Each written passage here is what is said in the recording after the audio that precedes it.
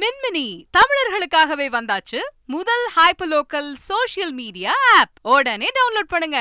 சென்னை அடையாறு மற்றும் கூவம் நதியை தூய்மைப்படுத்தி மழை நீரை சேமிக்க புதிய திட்டம் வைத்துள்ளதாக நீர்வளத்துறை கூடுதல் தலைமை செயலாளர் சந்தீப் சக்சேனா தெரிவித்துள்ளார். மாமல்லபுரத்தில் நீர்வளத்துறை தொலைநோக்கு திட்டம் 2047 மாநாடு நடைபெற்றது. இதில் மத்திய நீர்வளத்துறை அமைச்சர் கஜேந்திர சிங் ஷெகாவத், தமிழக நீர்வளத்துறை அமைச்சர் துரைமுருகன் உள்ளிட்டோர் பங்கேற்றனர்.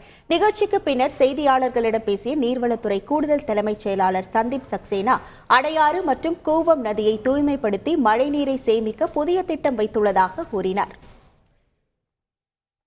Treatment capacity and that water which is clear that could be let out into Adyar. First we'll take Adyar, then will be the pool.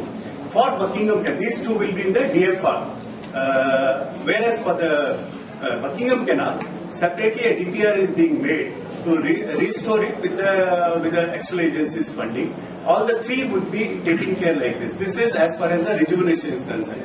Regarding the flooding and other things, not only we are trying to improve continuously wherever there are bottlenecks or wherever there are weak stretches of the river banks.